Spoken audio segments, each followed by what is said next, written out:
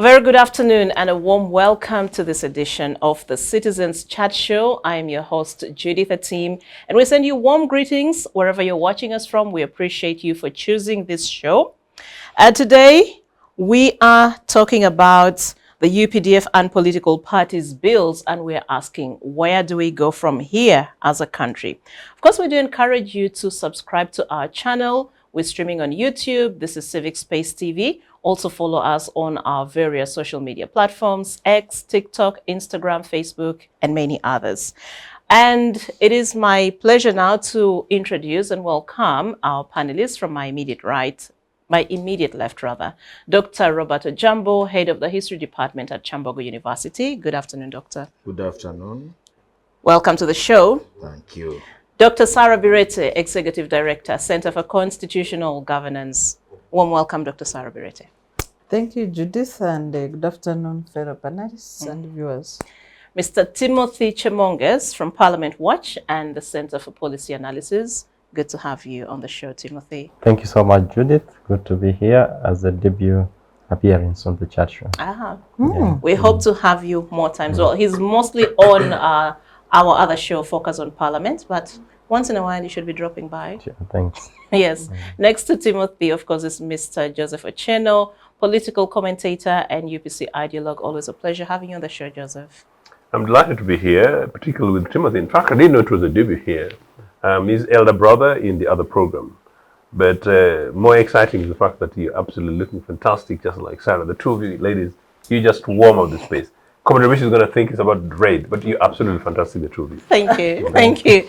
And last but not least, retired Major Awich Pollar, Director for External Relations at the NRM Secretariat. He's also an advocate of the High Court. Always a pleasure having you on the show. Thank you so much, and greetings to our viewers. Okay. And thank you to my colleagues. So we are talking about the recent amendment to the UPDF bill and also the political parties bills and asking where do we go from here. But also, I think we need to also be cognizant of the fact that very unpleasant developments are taking place in the region. We have activists, human rights defenders from Uganda and Kenya, that's Agatha Atuhaire and her colleague Boniface Mwangi, detained in Tanzania for the last 3 days. But the reports we're having is Boniface has been dumped somewhere at the border between, I think, Tanzania and Kenya. And the conversations on social media are telling us that. But there are still questions about where is Agatha. And I think I'll give you all a moment to just reflect on these developments and comment briefly before we delve into our topic for today. I'll start with you, Sarah. You know, it's very sad, the extent of democracy backsliding in the East African countries. Before the activists, it's important to note that the leader of opposition in Tanzania, Tundu Lissu, is undergoing treason charges. And the trial that the activists had gone to observe was actually his first public appearance after the Tanzanian government had refused to bring him to court. And not far from there is we have our own Kizza Besigye, also undergoing treason trial, and he was in court just a few days ago, abducted from Kenya together with Haj Obed. And when you go further north, you have Riek Machar under house arrest, together with his wife, who is a Minister of Energy, for now close to 4 months, and the stalemate in the South Sudan democratic process, where the transition government has failed to organize elections for more than 10 years. The comprehensive peace agreement had given the transition government 4 years. 4 years with clear terms of reference to conduct census, to make a new constitution, to provide for unification of the armies, to register political parties, and also make a credible voter register going into the elections. On all the assignments, nothing has been done for more than a decade of the transition government, nothing. When you go to the Kenyan government, They have now 2 deputy presidents after the court pronouncement saying that Rigathi Gachagua is still deputy president, and of course you have Professor Kindiki who is still, who was confirmed by Senate as deputy president. So you have that legal dilemma, of course, arising out of a fallout from the elected deputy president with his running mate, now President Ruto, and the turbulence in their democratic process. So that's the general context that you have in the region that is really dampening to the citizens. And both Kenya, Uganda, Tanzania have rising cases of enforced disappearances. In Uganda, the common talk is the basement. The recent threatened candidates having been the EU delegation and the Uganda Human Rights Commission have been warned that they will find themselves in the basement. And then, of course, Tanzania, where President Samia Suluhu is struggling. This is her first election, but everything is falling apart because she had assumed the presidency out of the death of Magufuli. But the country is falling apart in terms of civil and political rights, and it's really bad. Thank you. Dr. Ojambo? Yeah, I will start from where Sarah has ended. For Tanzania, in fact, it is this gospel singer called Munishi who described it very well. There is a Tanzanian gospel singer who now these days comments a little bit on politics.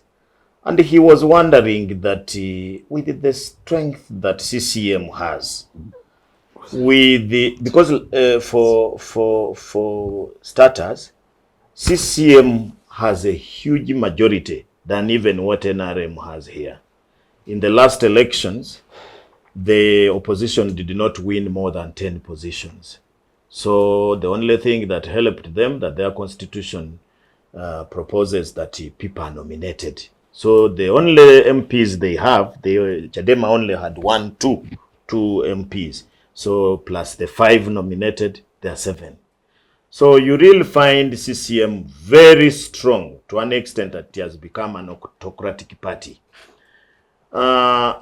It didn't need to do anything to win an election than just to go and present itself, and the people sing for it, and they would still vote it into power. But the irony in Africa is that leaders do not want to be questioned. We are like this traditional African society where you are with your children. They should not question you anything. And what Tundu Lissu is going through is because of questioning a number of things. For example, what has brought him, in fact, people may think that Tundu Lissu might have become a rebel, or he was trying to organize a rebellion, and that's why he went to court on treason. No, he said that he just came up with a slogan that without reforms, no election. He was just demanding and moving around that without reforms, no election, because he was arguing that you cannot pick a referee to officiate in a match where you are going to play. That referee can never be fair. And he was demanding that they must do reforms and the electoral commission is elected independently, because the system in Tanzania is just the same like the one in Uganda. It is the president who appoints the chairperson of the electoral commission. So that's why the poor man has been incarcerated, and that's why you find now the journalists and other people who are going there are not required. But that is for those who may know the state of Tanzania, that's how it has been. You remember when Kikwete chased away refugees. In East Africa here, it is only Tanzania which has ever chased away refugees from the country, and nothing happens. And those refugees later became a problem to Uganda in the name of Balalo. So Tanzania is an autocratic country. It deceives people that it's a democracy. There is autocracy of the CCM, which has become so powerful It has fused with the state like NRM here in Uganda, and therefore, if you talk about CCM, you have talked about the state. The soldiers will be on you. In Kenya, Kenya is a rogue state. In Africa we have so many types of state. It's a rogue state to an extent that the leaders in Kenya look like mafias, and they have attacked the country. As I speak now, you don't know who is the president of Kenya, whether it is Ruto or Odinga, and you don't have opposition. The party he was trying to visit is so weak that it has almost nothing. It had to be helped by the ODM, Orange Democratic Movement. So it is the orange people who are moving things. In fact, there are two people in Western Uganda now who are also under the same problem, like Besigye and the others. There is a governor of Trans-Nzoia, called Natembea. This man was a police officer, and he retired from police and joined and became a governor, one of the most loved governors in Kenya by the people. The people love him because he speaks to their hearts. And he has been outspoken. He has rejected things of this government of theirs, and he's pushing his people to demand for their right in the country. And this man, all of a sudden, like typical African states, he has now been charged of corruption, of so many things. And in fact, he was given bail the other day, but he's not yet out of court. So he's not there because he has done also something wrong, but because he's not agreeing with the things of taxation, with the things of what percentage is given to the county, and many of these things that disturb people in Africa. Then there is a young MP called Selassie. He comes from Bungoma, I think. This one just disappeared. He was terribly beaten, and he appeared in court the other day. He was given bail, but in a very sorry state, just the way Eddie Mutwe was in the court last time. But that is not enough. There is a certain man who also rejected that thing of ODM.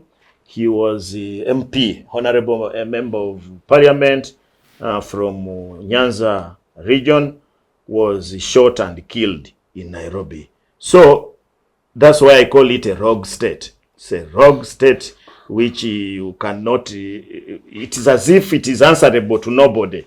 Of course, I don't normally want to waste my time to discuss South Sudan. There is nothing to discuss there. Congo, there is nothing. So we are in a sea of very unclear governments that are in power. The one of Uganda, maybe I may not describe it for today, but you have seen what it can also do. People are disappearing on a daily basis. And these people, in addition to Eddie Mutwe, you remember even his twice was also picked. And for some days, then he was thrown in a certain place. And nothing happens. Nothing happens, as if we don't have police. It's as if we don't have anything. So we are living now in Africa. You know, Africa has gone through a lot of things. There was colonialism, then Cold War, then that era of coups and counter coups. Now there is an era of autocrats in Africa. And people are cheering them. There is another autocrat, a number of them in Central Africa, and people are cheering those guys. They are going to become a problem to those countries. Okay, thank you, Dr. Ojambo. Timothy, just your very quick thoughts about these developments that we're seeing playing out across the region. Yeah, so thank you so much, Judith. I think that for me, the common line is how the different countries in the region are handling the question of dissent and alternative views. Because as highlighted, you see that those who seem to have alternative views are handled in a very decisive manner. And I think it should speak to how the component around our understanding of the question of democracy looks like. And every time, you know, we make 2 steps ahead, we make like 10 of them behind. So there's a fundamental problem in how we've envisaged the question of democracy in our countries. And what that means is that it trickles down in the other sectors and to the people greatly. And so I think the question of Tanzania and how they are handling the leader of opposition there, it's a cross-cutting issue. It's just that there's more attention to it now, but this has been happening. And one of the other things maybe we also want to look at is the question of the East Africa community, if there's anything like that to say, because it would be a body that brings on board the different countries to look into some of these issues. So unfortunately, we have, as Doctor says, each country has chosen to take the wrong path, and there are no checks and balances, and the people that have to pay, the group of people that have to pay are the citizens, which is very unfortunate. But I think that as we move forward, very optimistic that in the couple of in a couple of years to come, much of this will be addressed. Yeah. Thank you, Joseph. I was talking to Sarah. I was talking to a very senior retired judicial officer, one of the most eminent in recent times. And as a by-the-by conversation, this gentleman suitably concurred with me that the East African community should not have been expanded as it is. And in the course of that conversation, it was about where we are now, the mess about South Sudan, Congo. And regardless, the expansion talks about the Sudan and even giggles and then wonders how many are they again, kind of stuff. The arguments I've made on this program. And then comes back to the reality that ideally the traditional East African community nation states today are, as Tim was saying, as absent and possibly far worse than they were before our independence. In any case, leading to independence, while the three nation states, I'll stick to that, were being occupied by colonial powers, interestingly, the African leaders in those states, those seeking independence in Uganda, independence in Kenya, independence in Tanzania, independence in Zambia, these guys were sufficiently coordinated, generally very much focused, and sort of quite clearly committed to democracy. Whatever happens, we attained our independence variously. Kenya had to take a position, Tanzania had to take a position, thinking about waiting because people wanted us to constitute an East African community and things like that. But fast forward, went ahead and formed the East African community. The East African community would really be the body today that would find it absolutely unacceptable that our fantastic young friends, including Agatha is a colleague to all of us, unacceptably, of course, two of them, but particularly Agatha, young, decent woman doing her basic activism job, Sarah Dio and other programs discussing the roles of civil society. And you go to a neighboring East African community and you're absent, you're kidnapped. So to me, that is not only unacceptable, and I think it should be a conversation beyond the studios, but it's just as bad as Kizza Besigye being kidnapped crudely by these NRA guys in Nairobi, and today the guy is still languishing in there. Where do we start? It's an introductory matter. My friend, colleagues have already said much. You may wish to know that in 1975 or 76, one of those 2 years, during a lunch meeting, an ordinary lunch meeting between Julius Nyerere and Milton Obote and their wives, Obote actually suggested to Julius Nyerere that they should retire, they should leave public life when they're still popular. I think I've mentioned this in passing, also to this program. That is something which is not sufficiently talked about. Nyerere managed to have the opportunity to do so 10 years later, but he didn't. If you come to the conversation that these two men were very critical in the map of East Africa at the time, including taking a position on Idi Amin. And then you fast forward, Tanzania, which was then hosting Milton Obote, hosting ANC guerrillas, hosting Southern African Liberation Front people, Lusaka being bombed day and night and things like, and Lusaka and indeed Dar es Salaam are the helm of this. And today we have a Tanzania that we've recently been praising, regardless of everything else.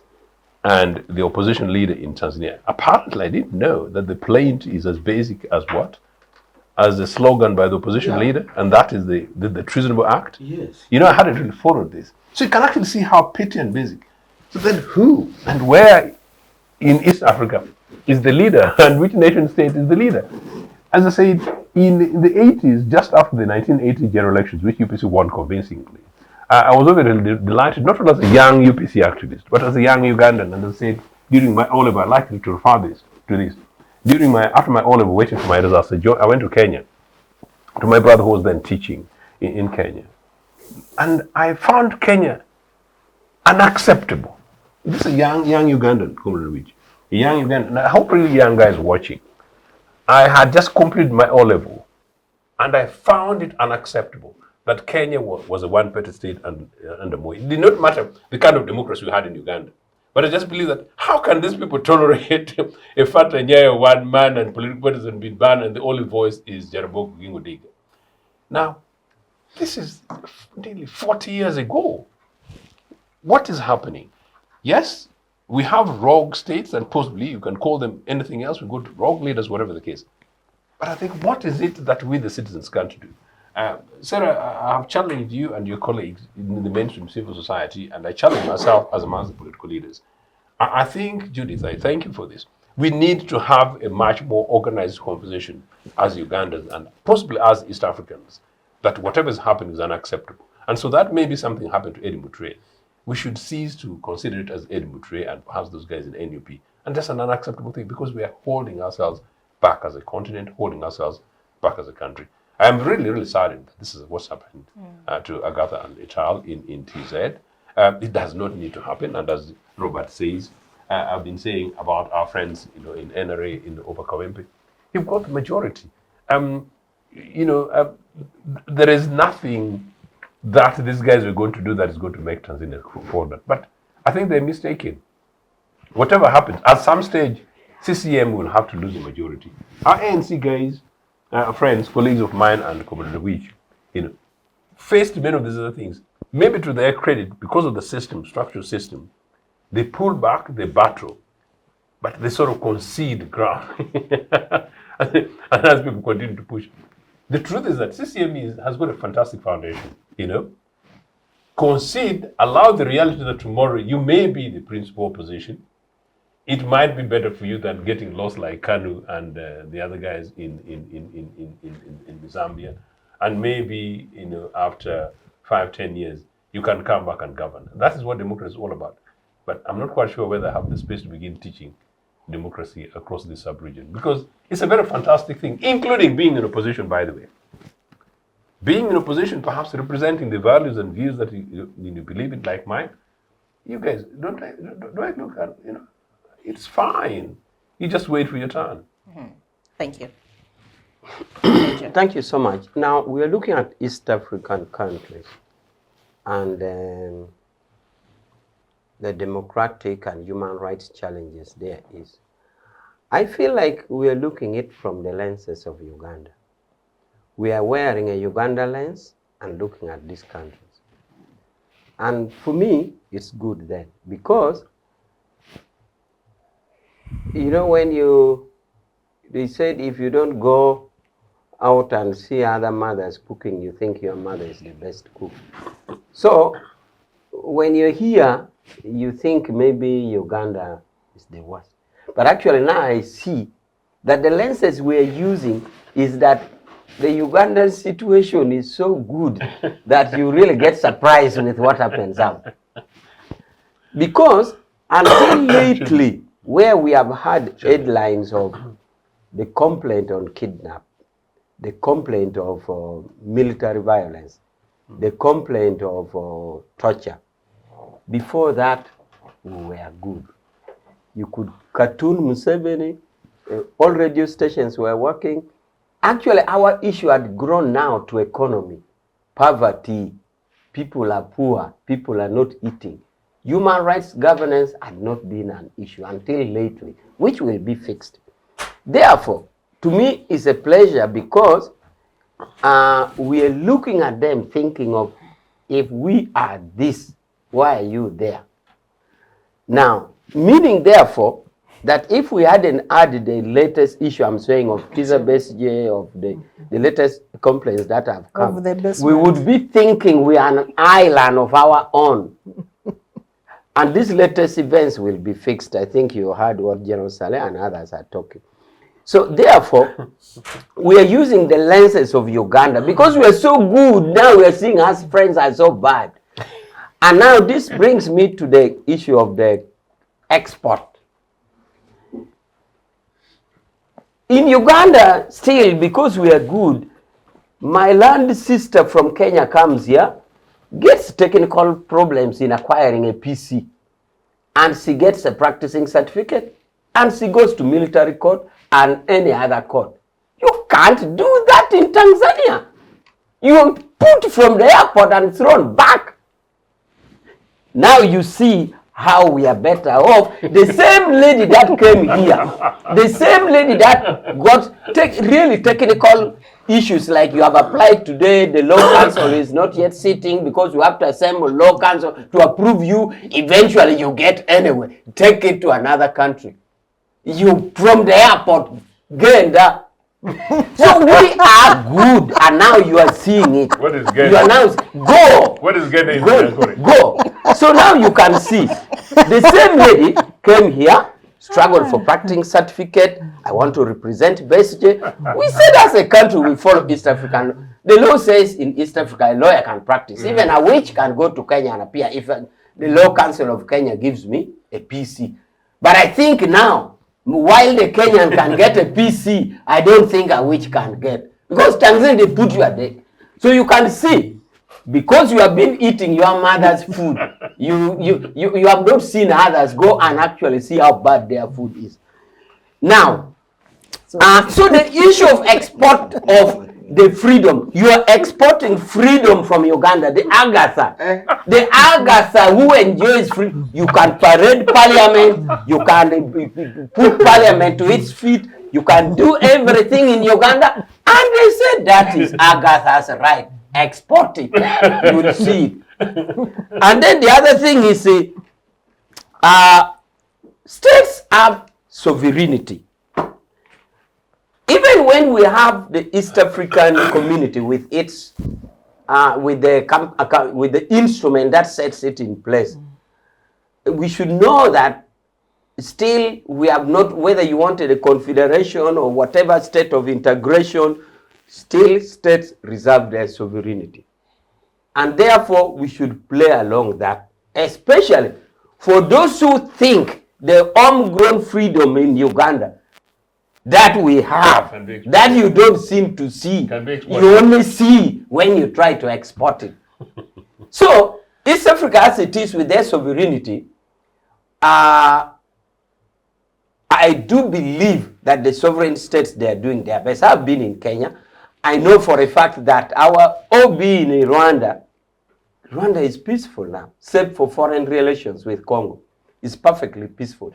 Even our OB here, except for the headlines lately, we are good. And by the way, Doctor, on the 21st of next month, we are supposed to have the 2 old boys in Mnyonyo. That is President Museveni and President Kagame, voluntary school old boys. We shall be in Mnyonyo. Playing football. I believe the 2 presidents have got their invitation, and those who are near him should remind him. Therefore, the widely view that you are seeing in East Africa, and especially in this room, we are looking at it from the lenses of Uganda. Why? Because here there's practical freedom, demonstrated by even foreigners coming to get a PC, which other countries in the East Africa will not tolerate that. So we keep to improve. But and I think just their lack of tolerance, does it justify their behavior? It doesn't justify, but for me, I didn't want to dwell much into the sovereignty because I don't even understand the claim that these foreigners are saying is true. I don't appreciate the brief facts. And therefore, I'm just looking at, that's why I zeroed it from the lenses of Uganda. That all this you are seeing that, No, to me, but we are better off. I understand, than- but I would like you to weigh in from the human rights. You're a human rights practitioner, globally acclaimed. I would like you to also use that lens to scrutinize this matter. Does it make it For me okay to from the know rights that, perspective? for me to know that, Judith, I need to know the alleged violations. What is the alleged violation? Violation in which violation is, for example, are we saying Tanzania has done? And what violations are we saying Kenya has done? I can only judge that on the basis Kidnapping, of the listed abducting people, making them disappear, torturing them, and then dumping them where it's by the grace of God that probably Boniface was found wherever he was in the bush. Is that You know, when you ask them, they'll tell you it was a lawful arrest, detained lawfully, and just put to say leave the country. They could have convicted. For example, the other option would have been to convict them and sentence and in jail in Tanzania. And this is how international relations work. For example, in diplomacy, they can tell you to choose. Do you want your immunity waived and you are prosecuted and jailed, or you want us to leave you with your immunity? Go. So some countries choose to say go. Others can choose. That's the work of DPP. Some can choose, we take you to court. And now between Agatha and him who was told to go, and Agatha, if Agatha is convicted to 5 years, which one would you? Wouldn't you say, I wish they had brought her near Massacre and dumped her there? Let me allow your colleagues to react very quickly, and then you. Yeah, I pick up from where my brother Chemonges stopped. How to handle dissent. I am now working on a piece of work where I'm trying to look at how the British dealt with the uprisings in East Africa. And I found they were fantastic guys. To an extent that I really admire if I was in colonial time. Would be better than these pretenders here. I've done a lot of work there. Two just examples. When Chief Awich was deported to Kampala here, not this one, Awich the chief. Then when the Kabaka was deported in Britain, I found information that it was the British lawyers who were struggling for these people against their government. And they were listened to, they raised their issues, and in both cases they won. Those who are advocating, it is not the struggle here and the dancing here that returned the Kabaka. There are people who went and sued the British government in England, and these were British people, and they were given opportunity, they were listened to, the Secretary of State was summoned, the High Commissioner was summoned, and all those people, they failed to present their cases, they lost. Now, when they were dealing with locals, and a very good example is among the Bagisu. The Bagisu are one of the people who refused the British to take their land. For example, they refused the things of getting titles and what have you. They would go and put titles there. They do things, they beckons, they go and remove them. Then the Bagisu would write a letter to the secretary. And I've picked, I have those letters. Mgisu is writing in one of the villages in Mbale there to the colonial secretary in Entebbe. And the letter goes through the British system up to Entebbe. It reaches the secretary there. The secretary replies, and it goes through the same system to the local man in Bugisu. And there is told that on Sunday, we shall send British officers to come and listen to that matter. These days, where can that happen? So dissent, in fact, the only way you get to be seen whether you are civilized, you are democratic, or you are constitutional, is how you respond to dissent. Even just children. I have my son. One time I normally put them down when they have not taken an evening shower. And one of them asked me, Dad, is this the only way we can sort out this problem? asked, is this the only way we can sort out you these have your problems? own basement. Yes. So with Mikey Boko, I was really ashamed. And I had this, so I asked, which is the other way? The other way is to discuss. As the young man was telling us, let's discuss and we tell you why we don't bathe in the evening. For example, the water is very cold. Good man. So can't we do something and maybe they warm it? And I since stopped that behavior. So I think, in my view, Comrade Awich is saying that there is export, but comrade, there have been so many bad things here that even those people would not admire hearing. In Kenya, they have never stormed the Supreme Court in Black Mambas. In Kenya, they have never rammed on people who are simply campaigning. In Kenya, you can, in fact, if there is a country where there is free campaigns, it's in Kenya. You campaign. In Uganda, you are campaigning, people are caning you, people are chasing you. So it is not true. How then do they There get is wrong nothing. state, wrong There is government? nothing. We don't want to comment about the one of Uganda. No, you're saying We don't want to use the campaign word. is so good that you are saying that it is a wrong also, government. General Major Witch, we are not Uganda. We don't want to use the word rogue. We are saying it's not good. No, I'm we asking we them. can even use a worse word. The one I'm of Uganda asking is them. worse. Thank you, Robert. My brief comment, really, when Awich had his moment of flowers for his I'm telling regime, you. and then I was asking myself, saying, is he celebrating being the tallest among Pygmies? Yes. Oh, what is the point? Because there are standards of democracy. I know there is when dictators deteriorate, and they start saying this is Western democracy. This is what they start pushing things away so that they avoid questions. The question should be, what are the civil and political liberties in these countries? You can fault Kenya because Ruto has picked very bad manners from NRM.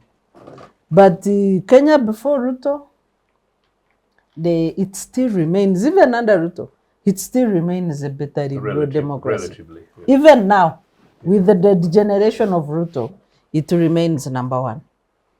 If you look at the example of course, the team that had gone to observe the hearing for Tundu Lissu's case, two Chief Justices retired, Maraga and Dr. William Tunga. CJ Maraga is allowed, William Tunga, and I suspect because CJ Maraga entered with his personal assistant or whoever it is, but because those were not the faces of activists they were looking for, so he's allowed to go in. William Tunga comes with the head of Vocal Africa and another activist. He stopped. He spent a night in and the morning, almost 24 hours. He spent from 4 a.m. He returned back to Kenya 5 p.m. the next day. Then, of course, the first group to be deported was Martha Karua and her team. So you have this degeneration in Tanzania. We can say Uganda is slightly better than Tanzania. It's best. No, but not better than Kenya. So I can give you the flowers that you are slightly better than the Tanzania under Magufuli and Mama Samia, but not the Tanzania of Chikwete and the others. So, but Kenya still remains the giant, even with the challenges, including Uganda abducting people from Kenya and the others, and the killing of Gen Zs. It still remains better. But the question is, one, I think it has been confirmed that the East African community is a hoax.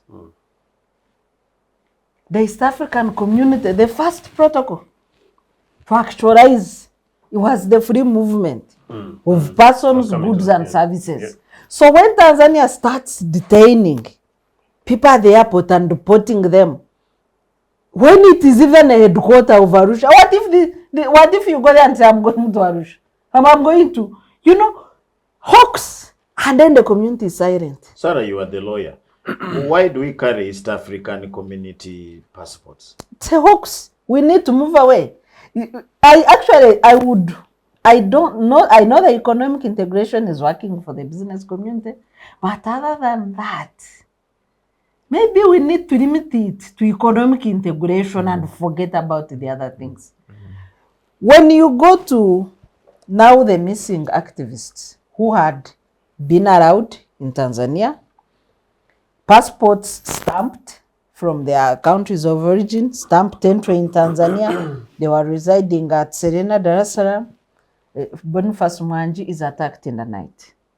And you know the stories sounded familiar because under Magufuli, my room was attacked the same time, same way at night, but I didn't open, I pretended to be asleep. That's a story for another day. So in the morning, there was a clip. Hotel guests are having breakfast. And we're talking of Serena. Security storms in. Identify yourselves in an international hotel. You are acting like a village lodge. Tanzania has really gone to the dogs. Identify yourselves, he's shouting. The hotel manager trying to restrain him. These are our guests. We have their full details. Check our guests. He said, no. Identify in a rogue way, rudimentary way. So they bundled the guests. People didn't finish their breakfast. And I'm sure people checked out of that hotel. Tourists, whatever. Just because they were looking for two activists, Agatha and Boniface. Can you imagine? So if you know who you are looking for, why don't you tell the reception, I'm here to pick so and so, and the hotel will call you and say, you have guests. Do you need to go shouting? So the conduct of Mama Samia, I know that the social media gave her a new name of Vitamin Mama, but really, Mama Samia, you are the first president, female president of East Africa. You can do better. Thank you. Timothy? No, mine is, yeah, so I've listened to Afande, and what you see is the holier than thou perspective coming from him, and it's not just him. I think it's the whole comrades who support the ruling government. But I think that the fundamental issue is, as he says, the lenses in which we look at the issues at hand is not the Ugandan lenses, really. I think it's the question of the human rights, but also the question of governance. So it's not a question of the lenses that we choose to look at it. So when you look at South Sudan, for example, the Riek Machar, the challenges that he's facing is literally under house arrest. Speaking of that and choosing to look at it and saying if we discuss that, the lens that we look at that is a Ugandan perspective, I think is missing the point. I think it's the fundamental abuse of the power and the rule of law that most of these countries choose to deploy. Secondly, I think that, and which I choose to disagree slightly with Sarah here, that Uganda is fairly better than Tanzania. I think that if you look at the challenges that we are facing in Uganda here, and which Afanda chooses to say that except for the recent few challenges, we've been okay. The country has had challenges in terms of human rights. Look at the International Index of Uganda's observance to human rights. We are performing poorly. Afanda, which has actually served as at one of the highest human rights bodies, and he understands better than any of us here in terms of what human rights and their deployment and the mechanism of ensuring that is respected. So when you hear, of course, I would choose to understand, and maybe Afanda chooses to be politically correct in these matters, but it is to say that there is a fundamental problem in how we've chosen to address the question of dissent as discussed. Lastly, I think that the issue of how we as countries within the East African region choose to exercise our sovereignty as countries really is something that we can't say that you are Ugandan, so you can't look into our issues. I think that because we choose to operate within a certain framework, despite our sovereignty, we choose to cede some of that to the community if there's a community in place. And therefore, if citizens or specific groups of people choose to check and provide some sort of oversight, and which I think we shall be discussing the question of UPDF Act. Yeah, we shall be. It's also, if you juxtapose some of the things that are happening here, it ties into the whole mess that is happening. Yeah. And so I think I call on Awich to look into the perspective in a much better way. Thank you. Yeah. Joseph, and then we You dive know, into the topic. Mr. Museveni, at the early stages where some Ugandans, in massive error, suggest that he was a better Museveni than today. And those of us in UPC and those of us who had very clear lenses were saying and then that Museveni then was terrible. And we confirm today that Museveni of today, the terrible Museveni of today is the same Museveni, was in a very dismissive way, I think to the BBC or Channel 4, but I think to the BBC, told them that he does not know this thing called the Geneva Convention. And they say, what is it? I've never read it. And it's on record. And that was very early on, and he was basically being dismissive around the claims of human rights abuses by his NRA. If then that was the attitude of Mr. Museveni at the time, it's not surprising the attitude of Mr. Museveni today. And of course, it's the regime that Comrade Awich, who's a lawyer, serves. I just got rather concerned that Comrade Awich and I were nearly at one stage saying that, except for Berenyanje, that the areas where once in a while we could agree. You know, and so one of them was Pan-Africanism. From his perception, of course, from NRA, of course, NRA is not a Pan-Africanist political organization. But then that becomes a contradiction. You can't be a Pan-Africanist and then go ahead and argue that you want to dismiss what's happening in Angola. You can't be a Pan-Africanist and an advocate for East African community and integration. And I think it's a shame on Mr. Museveni that we would have this conversation and you claim integration, and once in a while you throw big words and big slogans, and then here we've got Ugandan citizens, being tortured and thrown around in neighboring Tanzania, and you're quiet. My expectation, Sarah, is that as today, which actually as a matter of governance, state institutions, statecraft, the fact that our citizens are being mistreated in Tanzania, I would expect that regardless of their political affiliations, that we would expect that, your office for NRA, but somebody from Foreign Affairs, or certainly somebody from Office of the President, should be issuing a statement. A few hours ago, our consul in Dar es Salaam. And then from here in Kyambogo. What was the statement saying? They are asking for access, demanding for access for Agatha. So and how unacceptable this is, and how unacceptable it is, and how contradictory it is to the spirit of the East African community, and then to the spirit of the African Union. But globally, from a global perspective, it's completely unacceptable. So I was quite shocked to hear that. But I also happened, a young Timothy, I had very limited, but I had access to John Garang. And so sometimes when we talk about these leaders, and then to Julius Nyerere that I was not able to meet, and then you hear some of these guys, and I'm wondering, is it the crop of people who've replaced these guys? What exactly is it?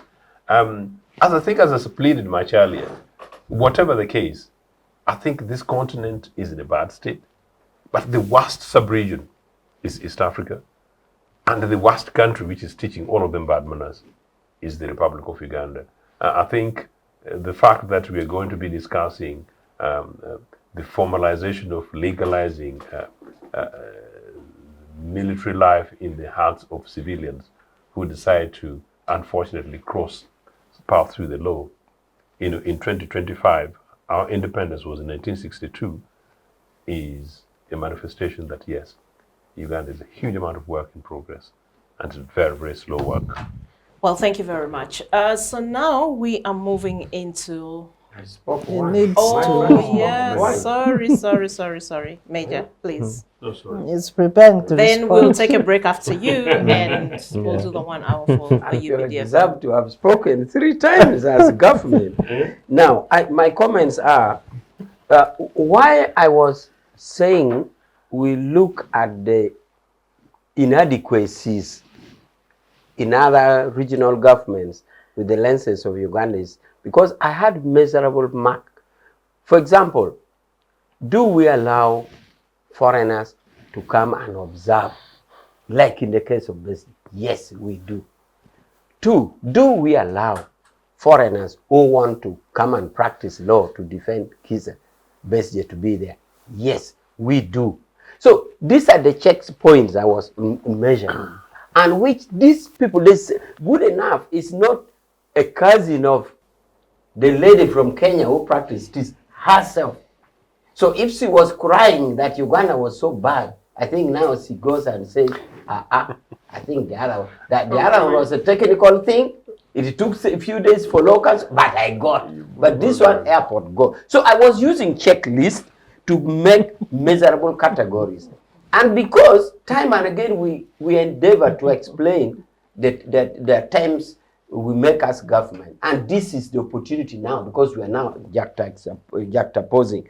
Now, about the UN and the Ugandan situations in human rights. True, I've been at the highest echelon of human rights in this world, maybe in another world, but in this world, I've been to the top for 8 years. Now, Voted by how many countries? 193 countries. He's very proud of that record. Sacred ballot. And I won for 2 Kisanja. Each Kisanja 4 years. Yeah. Why did you go for the third time? No, we didn't want it that time. He didn't Now, exist. the thing is, states are measured through a product called concluding observations. And I don't think there's any concluding observations on state reporting of Uganda, which is way outside the way. I'm not so sure about Convention on Torture though, but on the rights of the child, on women, civil and political, economic and cultural, all our reports as a country is good, with recommendations there to which government pay due attention. So apart from another NGO, like Amnesty International or something, doing their own thing and they know their methods of research, including Corruption Perception Index by Transparency International, which really doesn't give result in my opinion, but UN, our record is good. For example, for avoidance of doubt, corruption. Do you know how transparency measures?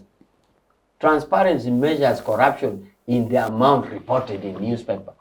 Meaning, therefore, if I was Eritrea and I ordered newspaper in Eritrea not to write about corruption in Eritrea, Eritrea would be ranked as the least corrupt. What kind of method? But the UN methodology in reporting in the concluding observations, Uganda is doing well. Now, finally, my comment is about, true, East African were expected to be one, but I think it's a progressive system. It's a progressive way, progressive realization. So before we do that progressive realization, we just have to operate within the limit we are in. For example, we started by simple things like courts should be uniform. Uganda had Supreme Court, Kenya had the highest High Court. We said, please, let's have uniform. We did it. Let's go to custom, the economic. We did it. So it is a progressive thing. And even being Pan-Africanist, some of us Pan-Africans think that you will build block by block. If you choose to build it the Gaddafi way, it may be haphazard, because there is no way you're going to sit in Addis and resolve to one government in one day in Addis as African Union. So some of us Pan-Africans believe in Pan-Africanism, but how to achieve the end, the means to the end varies. Therefore, we shall still operate in the sovereignty that we have as we move to achieve an end. And therefore, if in Uganda, despite the family contradictions as a country, if in Uganda, Agatha can go to parliament and parade it and nothing happens, if Karua can come from Kenya and represent and nothing happens, please, I urge my citizens that enjoy the democracy here. Export it with care. Enjoy the one here, export it with care. Thank you, Major. But I, just very quickly, and I don't want to drag this, but I also notice a bit of a contradiction. You say, according to the UN standards or the benchmarks, we are doing so well. But it's also contradicting that a few years ago, this very government worked so hard to push the very UN agency responsible for tracking progress on human rights and your performance, the UNOHCHR, I think. I think I need to just go back and check. But we know they were forced to the actually UN close. Human Rights Office. Yes. So then, does that still mean we are doing very, very well? On the If matter the of the very office agency of, to scrutinize your exercise is pushed to the leave office country. of the High Commissioner for Human Rights did not have mandate to report on Uganda. The mandate of the office of the High Commissioner for Human Rights was to develop capacity, to work with NGOs, civil society, develop them and finance them. Now, under the agreement, under the MOU with Ministry of Foreign Affairs, there's a reasonable amount of money that should be seen going, say in terms of employment, salary to nationals, and say contract activities. Now, the disagreement was that that money was not going as per MOU. Two, it was also agreed that at that moment, there was no more capacity building that they were doing. The ministry asked them, now that in our MOU, you have a mandate to develop capacity, which other capacity are you developing? Human Rights Commission is existing, the various civil societies are existing. Now, which one is the latest? So that was the point of disagreement. But I can say that the Office of the High Commissioner has no mandate in an enforceable way to report on the situation in Uganda. In fact, even under shadow report, which is received, which is called shadow alternative report, UNICEF can do it. High Commissioner for Refugees can do it. Labor can do it in their thematic themes, either under the convention or under the mandate. I thought shadow reporting is for civil society. Yes, there's also civil society. But the Office of the High Commissioner was just a unit for capacity building. Okay. When we return, of course, we delve into the UPDF Amendment Bill 2025 that was passed on Tuesday, as well as the Political Parties and Organizations Amendment Bill, and we'll see just where are we going as a country after these developments. This and so much more after the break. Digital rights are those human rights and legal rights that allow individuals to access, use, create and publish digital media or to access and use computers, other electronic devices and telecommunication networks. Digital rights include a right to freedom of expression, information and communication through technology, a right to privacy and data protection, a right to credit for personal works, a right to universal and equal digital access, a right to identity, a right to anonymity, a right to be forgotten, and a right for protection of minors, among others. The state's digital rights are frequently violated through various unfair actions, for example, blockage of websites and social networks, theft of credentials, unauthorized use of people's data for personal gain, privacy intrusion, online censorship, arrests and intimidation of online users, internet blockages, and the proliferation of laws and regulations that undermine the potential of technology to drive social, economic, and political development worldwide. It is hence every citizen's responsibility to respect rights of other digital users and to speak out or report to the responsible parties when one's rights are violated. Welcome back from the break, and thank you for still keeping it with us here on the Citizens Chat Show. We are streaming on YouTube on our channel, that's Civic Space TV. I'm your host, Judith Atim, and now we delve into our topic, which is basically, we're looking at the UPDF and political parties bills, and we're asking what do we go from there. We spent the last several minutes talking about events that are unfolding within the region that are shaping the governance landscape of the East African region. We were looking at the issue of the recent abductions and kidnap and torture of activists from the region, and what this means for the broader governance of East Africa. But now, let me just read through. I know there was a comment the other time about our use of the phone, but many times I have my notes on the phone, but also the panelists try to use their phones to also keep updated and see what's happening sometimes, we're having conversations, and there are also other conversations or developments that are taking place as we discuss that tie into our topic. And it is allowed, it is okay for us to actually, to research. And sometimes also to debunk what someone else is saying on the show. So we allow that. I know it irritates, but you just have to bear with us. It's the digital world, really. We can't do much about it, but we'll certainly try to control that. So on Tuesday, 20th May this year, Parliament passed the Uganda People's Defence Forces Amendment Bill 2025, which will see civilians tried in the courts martial. The bill also introduces sweeping reforms to the military justice system. It restructures health services for armed forces personnel. It also streamlines veterans' affairs, establishes a directorate of military prosecutions to professionalize the process. But also that same day, Parliament passed the Political Parties and Organizations Amendment Bill 2025. And this new law ties government funding for political parties to their commitment to democratic principles, including tolerance, dialogue, and peaceful coexistence. It was introduced by the woman MP for Napak District, that's Faith Nakut, on May 14th this year. And so the bill mandates governments to financially support political parties and organizations with parliamentary representation. And these parties must be official members of the Inter-Party Organization for Dialogue, that is IPOD. Now, currently, Uganda has 26 registered political parties. 6 are members of IPOD, that's NRM, UPC, DP, FDC, JEMA, and the People's Progressive Party. But the leading opposition party, the NUP, is not an IPOD member and has expressed no interest in joining. Back to the UPDF Amendment Bill are the most critical aspects of the legislation. I'll just read very quickly. The trial of civilians in courts martial, also the potential for unconstitutionality and contempt of court, expansion of military court jurisdiction to non-disciplinary crimes. There are also concerns of the vagueness of exceptional circumstances and military-related offenses.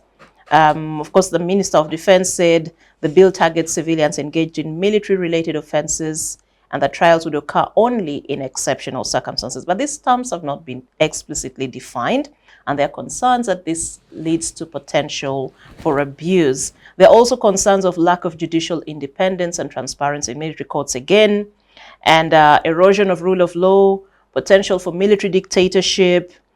There are concerns that this bill ignores the Supreme Court ruling of January 31st and so many others. But after all was said and done, and after we witnessed how hurriedly the bill was passed, because Ugandans are asking, now that Parliament has passed the bill, what next? Where do they find reprieve? Where do they go, or who do they go to? I'll start with you again, Dr. Sarah. Well, maybe just to, let me say my all on the political parties bill, then go to the UPDF. Elephant in the room. The bill, I think for me, is the most bogus we have seen in this parliament, which has done so many extraordinary things. But this is the most bogus bill. Why do I say so? The Political Parties and Organizations Act, enacted in 2005 with the 2010 amendments, established the National Consultative Forum. This National Consultative Forum is presided or coordinated by the Electoral Commission. It has existed for now 20 years. The leadership is rotational. All political parties, registered political parties, are members. The problem with the National Consultative Forum is that the agenda, whatever they discuss, is never taken serious. There is no implementation mechanism. But the National Consultative Forum exists. Each party has a representative. It discusses, convenes meetings whenever the Electoral Commission has funds to call it. Sometimes they don't have funds to call it. So what was the new issue there? The purpose of the National Consultative Forum is supposed to be inter-party dialogue. So the question that if Nakut had any time to reflect on what she was doing, or Parliament for that matter, would have been, why is the National Consultative Forum not effective for political party dialogue? When it comes to iPod is an NGO. Yes. Yeah. Under the democratic principles, national directives, and the principles of state policy. Principle 3, Objective 3, civic organizations shall retain their autonomy on what they want to do and how they want to do it. This is an NGO registered as a company limited by guarantee. I don't know whether they have the NGO certificate or whatever from the Bureau. They do. Certified NGO like CCG. Meaning, yes, meaning that their work is purely voluntary. Their work is determined by availability of funds, and their work is determined by the promoters of that NGO. So Parliament must be the most idle and useless institution to legislate for an NGO. Useless. So this is why I say this is the most bogus amendment I've ever had in my life. That you go and legislate that people must become members of CCG. Who are you? Who are you? So this is what Nakut did. Very bogus. Inconsequential. I know that Noop had said they will not participate in iPod. Participation is voluntary. So if government wanted, because you can't use the name iPod, it's an organization of other people. Yeah. If you wanted, you could create your own thing under the law. But I'm sure that there is no time even to reflect and say, what is this thing?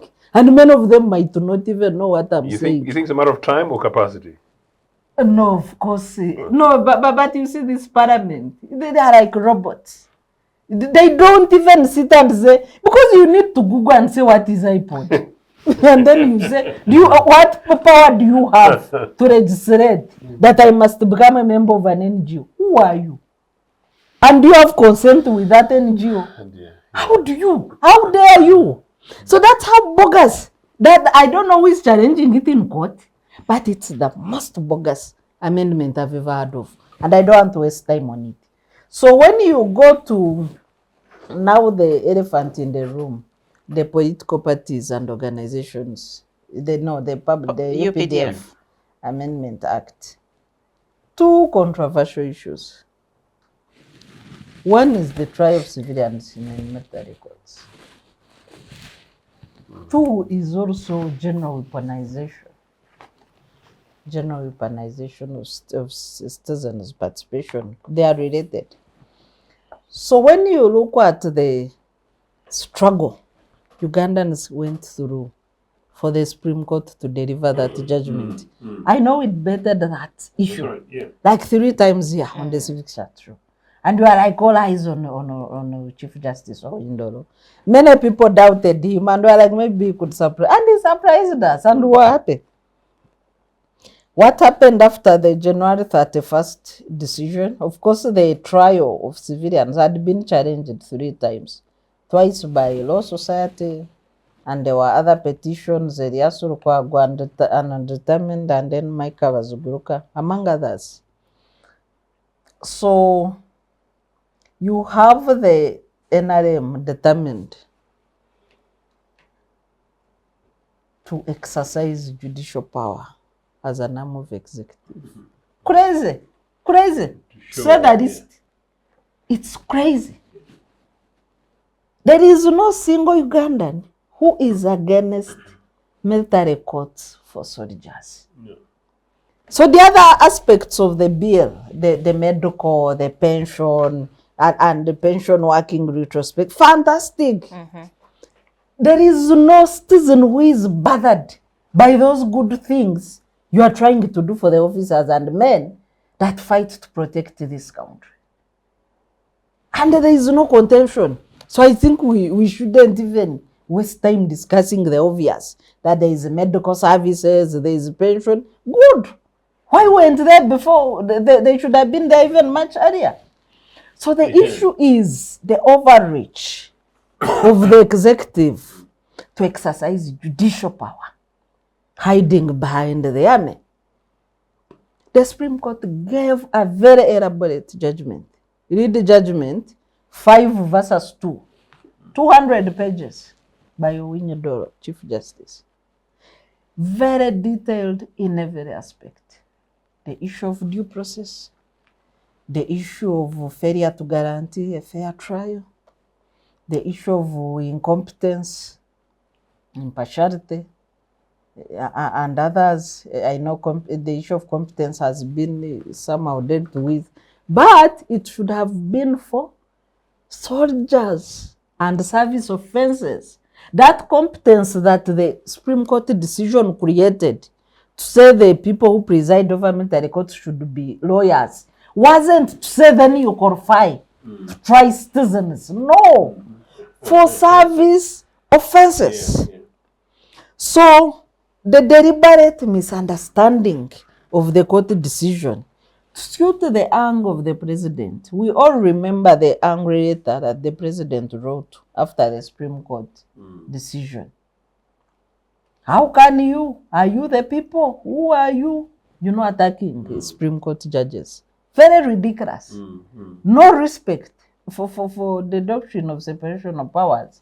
So the NRM cadres and the MPs are trying to address the anger of the president because he will have no power for a repressive tool for his opponents. There is an argument of Karamoja, a cattle rustling. The underdevelopment in Karamoja is just a symptom of misgovernance. Over time, if we had a serious government that created a project for rehabilitation of Karamoja with the irrigation mechanisms, with the, transferring that fertile land that is gazetted for animals and so that it's used for agriculture at least 50-50. And, harvesting minerals in Karamoja and the other cotton gum and the rest for the betterment of the people. We wouldn't be dealing with Karamoja as if it is still detached from Uganda.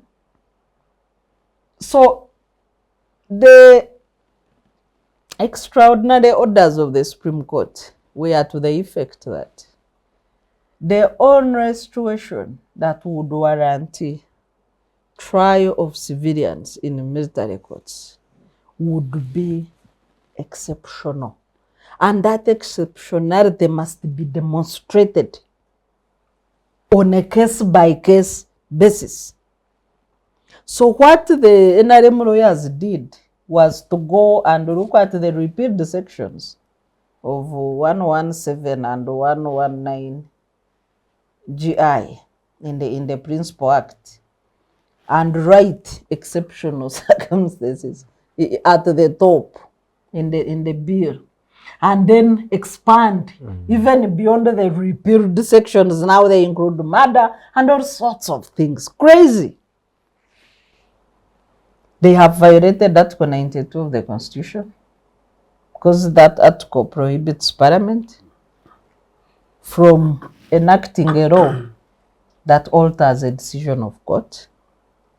They have violated the principles of doctrine of separation of powers, but also the entrenched right to a fair trial to whoever will be subjected to these kangaroo courts. The bills try in a way to create tenure for the judges, 3 years. But what is tenure of 3 years? In the US, the Supreme Court judges have no retirement. It's permanent tenure. In our civil courts, to remove a judge, even if they committed a crime, is a tug of war. The protection of tenure. So you cannot compare that today Brigadier is on the panel and we have given them 3 years. Therefore, they are clothed with the security of tenure. This brigadier is going to handle cases involving generals, major general and above. And what if tomorrow 3 years end means you will be deployed under the same people that you are judging? If they were serious, even for service offenses, they would say, who in the army is a lawyer and wants now to transit to judiciary of the military? And then lock them there until retirement. That would be security of tenure for these lawyers. But if today I'm in a court for 3 years, tomorrow I will be in the field, and these people will be my bosses, what kind of security is that? You know, but whatever they do, they should have nothing to do with civilians. Thank you. Let me come to you, Dr. Ojambo. Last week on this very show, we're still talking about this very same subject. And you said our parliament or legislators, if given the chance to amend the Bible, they would actually do so. And it went viral. Your prophecy came true, I think, except it wasn't the Bible that was amended. If they gave it to them, they will amend it. Just give it to them on money. Because those characters don't even they don't even know what they are amending. They are doing, I know. So, please proceed. It is absurd but obvious. It's an absurd thing which is obvious in our countries here. When you have dictators, that's what happens. And the dictators are very legalistic, if you didn't know. The only difference is that they rule by law. They don't promote rule of law. They rule by law. And they are very happy. You should have seen the president dancing yesterday in Luero. And thanking MPs for having helped him from fighting with the judges. Have a repressive because the judges had created a very big problem for him, where they were going to get problems, and he was misleading villagers that you see judges have failed to administer cases where thieves who have stolen pigs. And you see a man who is somehow, I think sometimes I want to think my president is comical. He is comical. He would have been very good for Kaimbira drama actors. Because the president is a fountain of honor.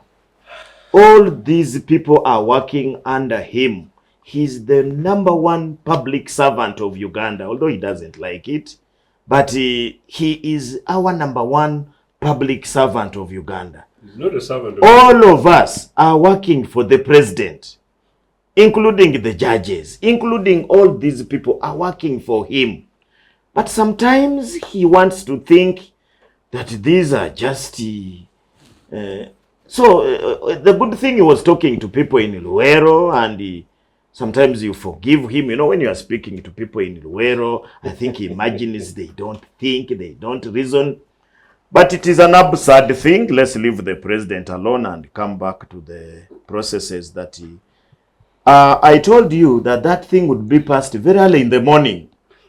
That day they even first went to State House. They came in the afternoon. They didn't even have time. You know what? You are going to consider a very serious bill of more than 80 clauses. And the parliament begins, and you just see drama in parliament. The speaker does not want even people to discuss. He is just saying, can we move? Can we move quickly? And it was less than 2 hours. The thing was done. And they went to the other law. Now, Sarah maybe was shocked why they brought those things together. Maybe many of you have not understood Museveni's psychology. Museveni has studied Uganda and Ugandans and understood them very well. He now thinks that every Ugandan, if you dangle some note, 50 note, shilling, they will follow you. And he said it. He said, Ugandans, if you want them to die, just show them where money is. They will die for it. They don't care. So they were looking at how these MPs would come to parliament. In fact, their handlers were thinking that these MPs would boycott parliament the way they were boycotting. And therefore they wanted something which would bring them to parliament. They think, and that's why you see the president is moving around praising himself that he's giving money. He has read people's mind. He thinks that once you carry money, it's like a dog and meat. It will follow you, not knowing that our dogs these days have been trained. Even when you give them meat and it's not on the plate on which they eat on, they will not eat. It is these local dogs, these lousy ones. So they thought that when you put there kanyebwa, for those who don't understand the word kanyebwa, a trap of money for political parties, they would run. They would run and come to defend their share. And there are some really who were genuinely there, and they would have wanted to defend it. One time I was watching this cartoonist, and Buganda had refused the 5 million shillings. Government was giving them 5 million shillings per month for helping them to administer. And Buganda said 5 million shillings does not even feed Lukiko breakfast. And the one of Lango, will forgive me, asked that for us you give us that 5 million. You give us that 5 million, it's okay. And the Buganda were asking in the cartoon, Ato you kabaka wawa. They said Lango. Said Nababa lina kabaka. Even them, they also have kabaka. He said yes. So you see, that has been the issue. We have now these kingdom things emerging up in Uganda because there is some share of money, including where kingdoms were not. Even in my place there, I saw some masquerader saying that he's a king. We are going to chase him seriously because for us, we don't have kingdoms there. So even political parties, we have that problem, that we have some political parties that only are formed because there is some chance of getting money. And the president has somehow understood that they are there. And you can see how money has been a big problem in these political parties. In FDC, in UPC, there have been in DP, there have been a problem of money. Even in NUP have had, it has also reached there. That's why Mpuga is now on the other side of the river. But for the first time, we need to thank NUP. And if they insist like that, because NUP is the source of this problem, NUP refused to even join that iPod thing of theirs. And they have insisted that for them, they did not come here for that. If they want, take your money. Now, again, where NUP became problematic is that now the money which we are talking about, they are the only ones who have showed the importance of the money. When they got the money, their share of 58 million per month per MP, they went and said, we are opening up our headquarters. And that thing somehow has affected the government. Said these people are the ones who are not attending iPod, and they are the ones who seem to be benefiting from this money. I was waiting to hear what NUP would say. NUP has said they can keep their money. They are not going to join that iPod thing, even with the amendment. So if all political parties would behave like NUP and reject it so that the law becomes redundant, let the law become redundant and they stop paying, so that NRM maybe is the only one which will be attending, and they give, since they are even the biggest beneficiary of this money. Because it started from that NGO thing, now they went into this share, which comes from our national budget. They have tied it there because they were saying that the other people cannot continue. And you see, when they were passing that law, they wanted to discourage this foreign thing, and therefore there is a budget for giving political parties every year, and that's what they are talking about. So my view is on that law is that if everybody would behave like no, let the man stay there with his money, with his law. That one, even don't waste time to go to court. That one, you just reject iPod, because political parties are not created so that they can share money from government. Political parties are created so that they can prepare leadership and people in party. And anything that calls itself a political party should be able to finance itself. If we were in a democratic country, we would be having a clear budget for all political parties, because political parties are supposed to be funded by the state to develop. That, if you read the law, I've been reading clumsily. So somebody taking a legislation, I want to agree with Sarah that that was a redundant thing, but it was used to trap some carnivorous people who want money, maybe to be in parliament. And that's why some political parties remained there. I don't want to mention them here because they may be against me. Tried to even defend because for them, they want to survive on that money. But the other serious political party, and that is NUP right now, is the only serious one. It tried not to go there, and they have promised that they will not even go there with the approval of the law. Now, when you talk about the law, just briefly, the law, the bill that the UPDF amendment bill, I told you that the worst thing about dictators is that they want to show that they are following the law. A dictator is like a witch in a village.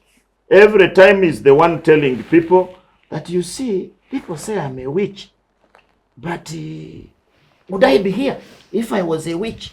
Would I also be here and you are still alive? So that's why the comrade witches keep reminding us, but you see, you are saying we are dictators, but we allow you to speak.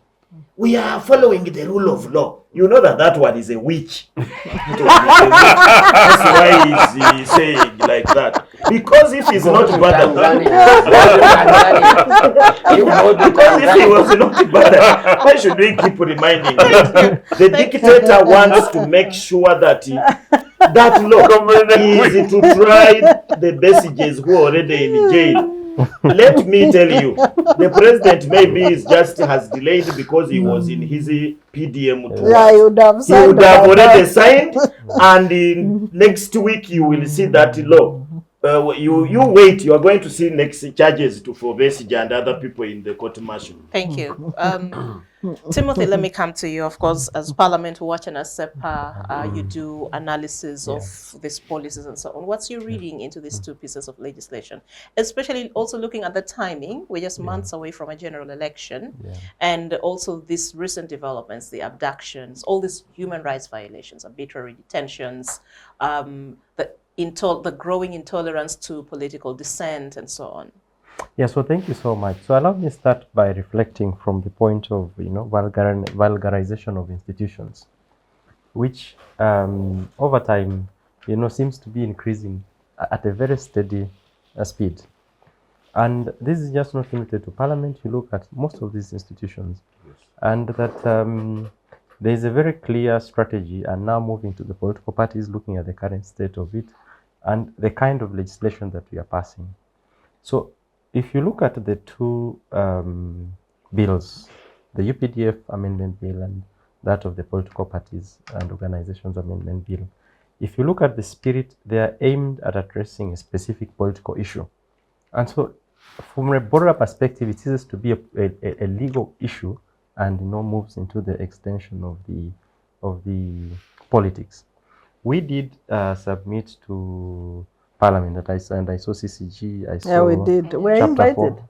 Not at all. I think the idea was to see how to sanitize the whole process by making a call to the public to see who would. Hours before. Yeah, that was So we did submit a request. We did present a request. Also submitted our memorandum, a written memorandum, clearly highlighting the key issues that we thought were quite contentious, specifically for the UPDF amendment bill. But unfortunately, looking at the timing, I think the position has already been made, and that looking also at the nature of Parliament that we have, that as discussed, they seem to be robot-like nature. That for them, it's, you just push them.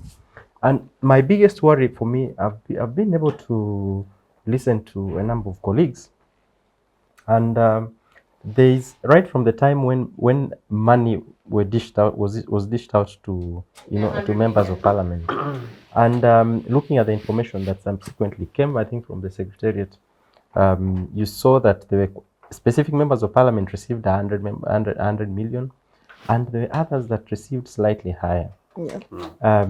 depending on the region, especially these MPs who have since in the recent past transitioned to NRM.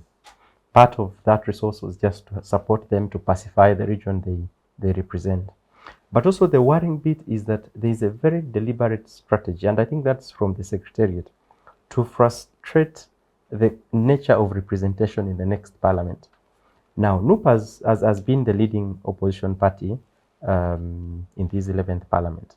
And if you look at the strategy, I think is to increase the independent members of parliament in the next parliament, which is the 12th parliament, to increase the independent representations in parliament, which would automatically reduce the opposition the opposition parties, or even those that lean to a very marginal, to a very minimal representation.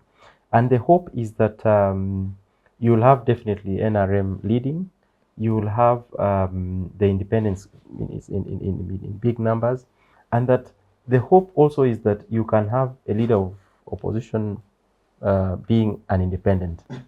So there is a very clear strategy, and I think and that's just a part of the information that we're able to receive from some of the members who sit in the NRM Secretariat.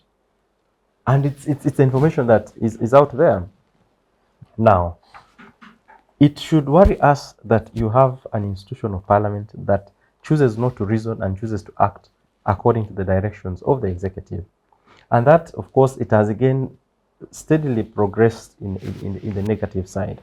That you have parliament that even when considering a budget, which should be a national budget in terms of the allocations, you have it automatically passed as received from the executive. So you see that there is a very clear extension of the institution of the executive to overwhelm the institution of parliament. And so you can't count on that institution and even its members, which fundamentally affects the agency of the people, who have, ceded their mandates to the people.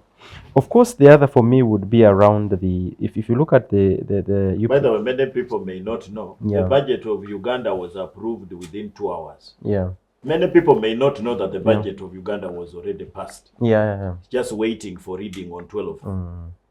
2 hours. Yeah.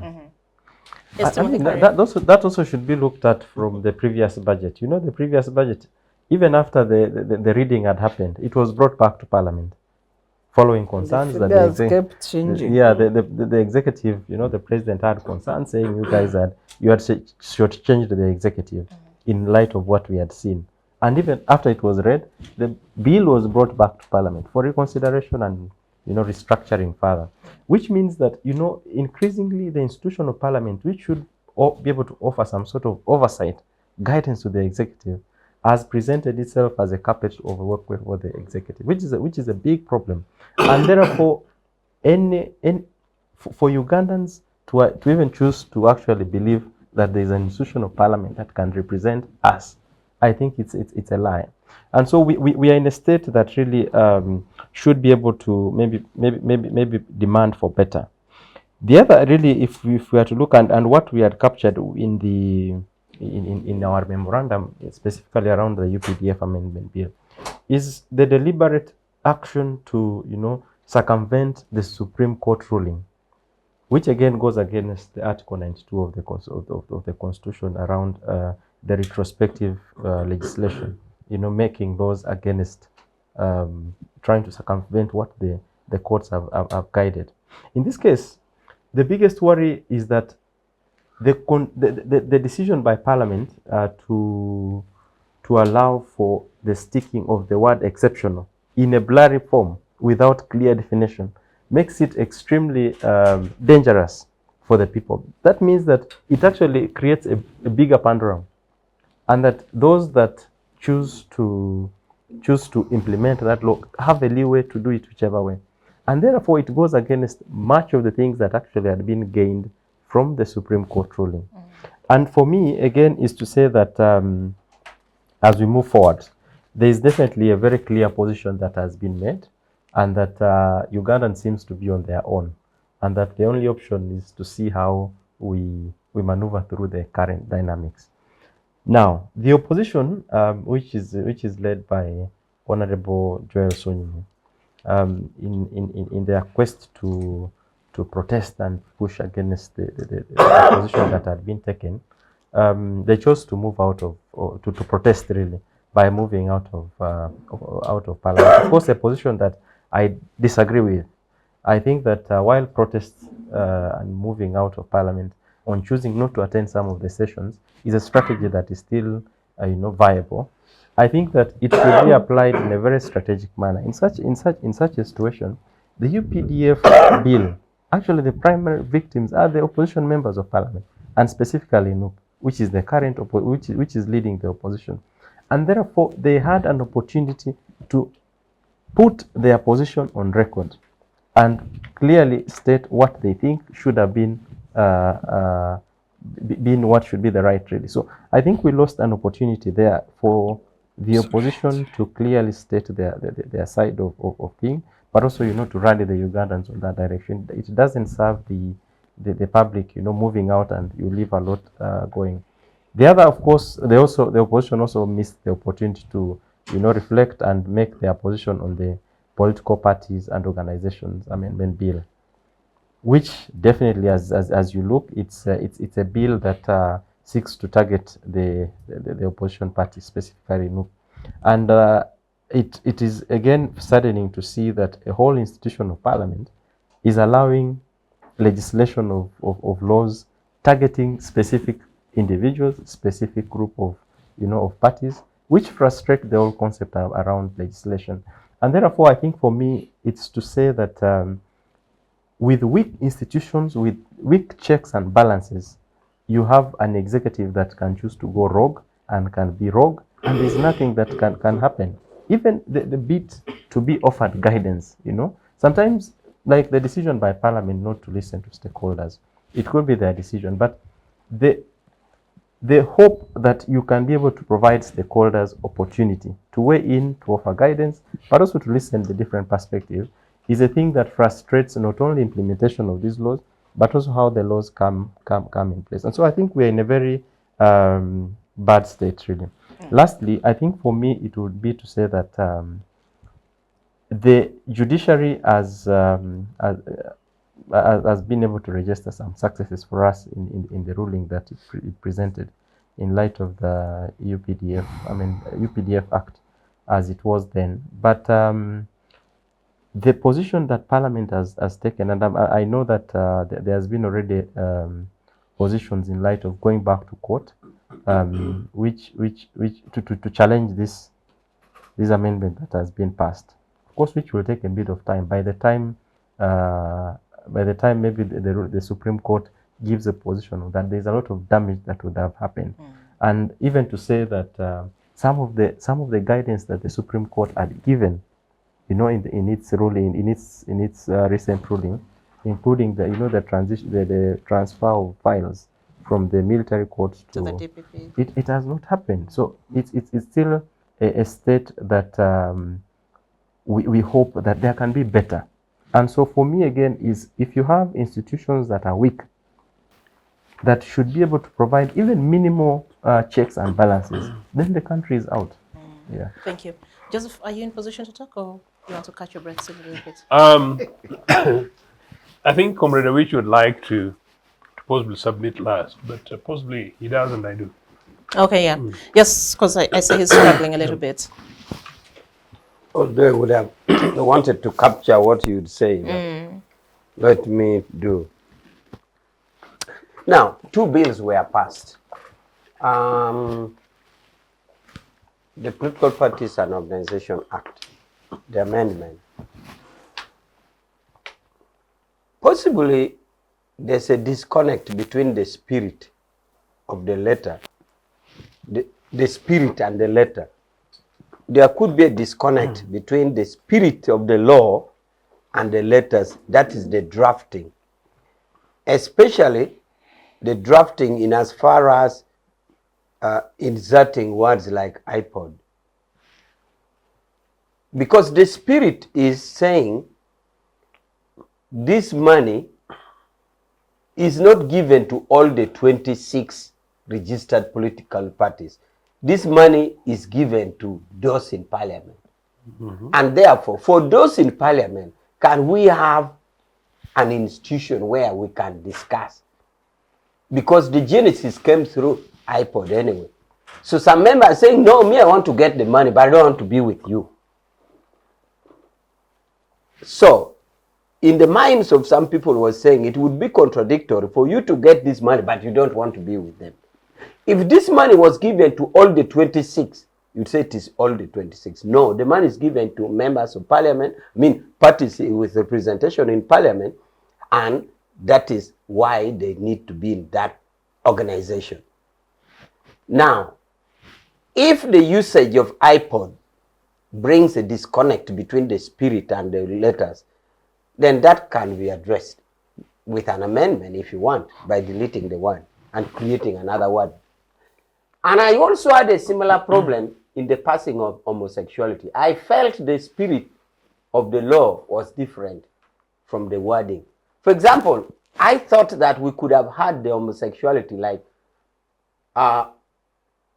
Children Protection Act or Family Protection Act with the spirit of protecting children from homosexuality. So I would agree with Sarah. If the issue is the disconnect between the spirit and the word, then we could do it. But I still feel, and government feels, that if you really want to benefit from this basket, then accept to sit in a committee of beneficiaries. If you want to say, I'm benefiting, but I don't want to be in that committee, then we subject it to majority opinion. But the usage of the word, I would agree there could be a disconnect. I've heard many times with the legislators whether they really think the spirit is what they are writing. And in UN we used to say, are we thinking what we are writing? Because sometimes you have a disconnect between what you are thinking and what you are actually writing. So it is good for proper legislation to align the two, the spirit and the letter. But otherwise, the having of that money, making the beneficiaries be in a group which can discuss even how to increase the money or how to reduce the money. It is perfectly right that beneficiaries from that basket sit together. Call it iPod or call it anything. But I already gave an exception that there could be a disconnect. Would you allow me a small question on that? What do you think that dialogue would achieve, given that decisions of parliament are ignored by the executive? Come again? What do you think that dialogue, sitting together, the parties that receive money, sitting together, what do you think they will achieve? Given that they are all in parliament, and the decisions of parliament, which is a constitutional body, are ignored. No, it is not the members of parliament who sit in iPod. No. The leadership of the party. For example, the Secretary General of NRM is not in parliament. Rubogoya, the Secretary General of NU, is not in parliament. But these are the people who compose the membership of that iPod. So therefore, they may discuss other things which does not even need parliamentary procedures, but they can discuss many things that affect the country. Yes. Oh. Yeah. Now, so that is my view about iPod. So I think it is a progressive move, and it should be entertained. Now, on the question of the UPDF Act, we all know that this UPDF Act came from this current one. Remember, there was a bill before the before the Supreme Court ruling. Yes, there was. It was withdrawn to capture the provisions given by Supreme Court. Otherwise, this welfare, medical, what was already in the other bill.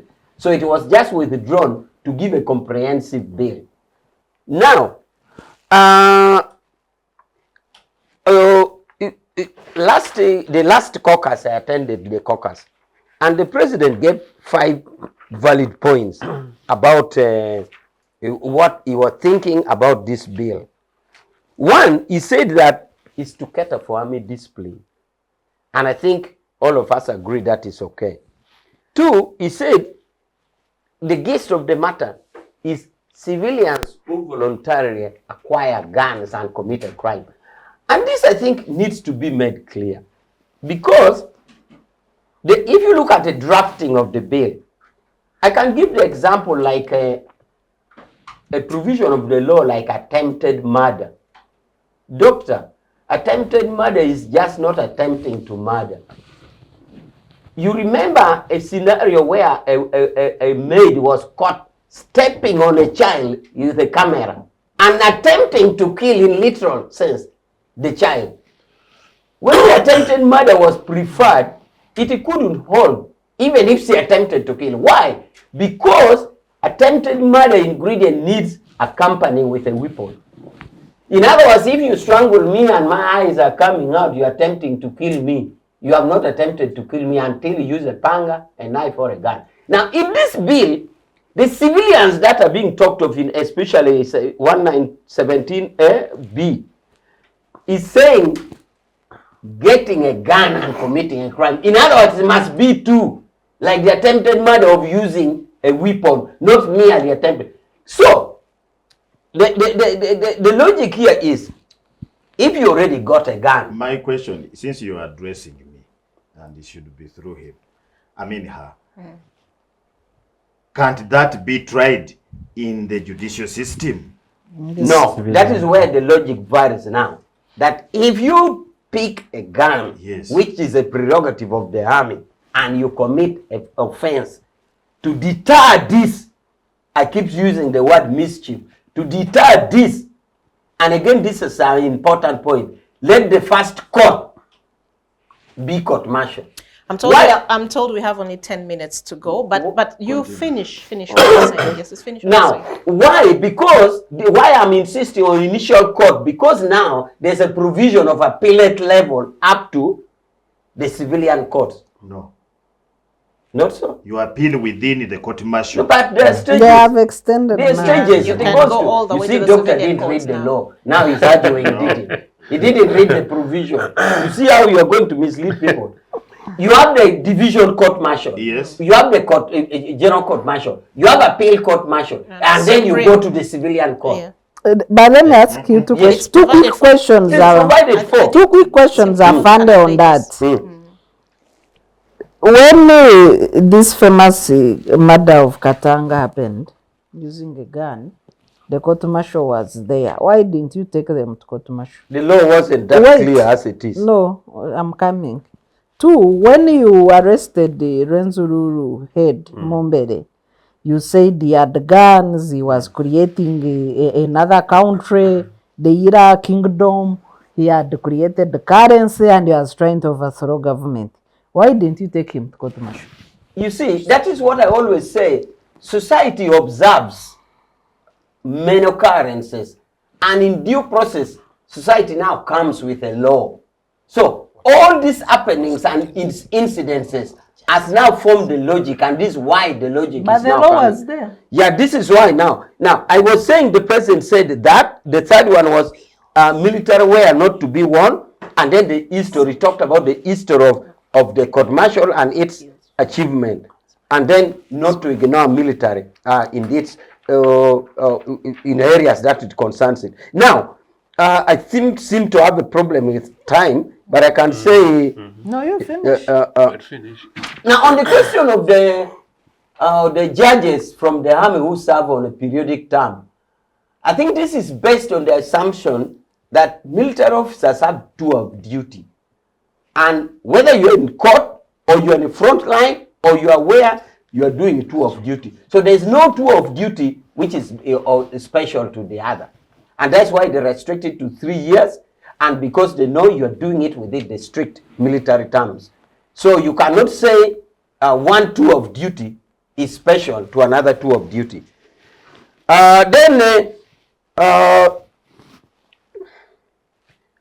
These are minor things, but about NRM Secretariat and the parliamentary representation.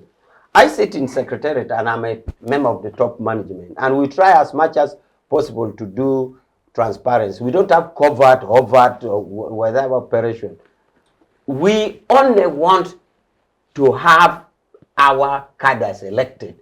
We are not ashamed to say we could even win 100%. But the conspiratorial approach that we want the independence to be a leader of opposition, and this, that doesn't exist with us. To illustrate this, when there was an attempted move to have a leader of opposition elected, I went with the Secretary General of NRM, Right Honorable to oppose it, to say as a party position, we want a leader of opposition elected by the party majority. So, if we could not even succumb to what appeared in public like conspiratorial move, how then do we go behind the curtain and move on conspiratorial tendency? That is not our method of work. Now, I want to comment about the retrospectivity. Somebody was saying that now after this bill, Bestia will be charged. Sarah knows very well that laws don't work in retrospective ways. Bestia has already been charged. You can't now go to amend a charge and then start charging him of a law on offenses, that alleged offenses which occurred yesterday. Doctor, you're a historian. I like to put it to you in a simple language, not to confuse you with legal jargon. If today a law was passed that having sex with a girl below 19 is defilement, if you had one 18 today, yesterday, the law won't come for you yesterday. Just because yesterday what the law was saying 18, it moved to 19 today. So the worry about Bestia being charged shouldn't come, because that would be retrospective. I can assure you they are going to charge him on new charges. Can assure you.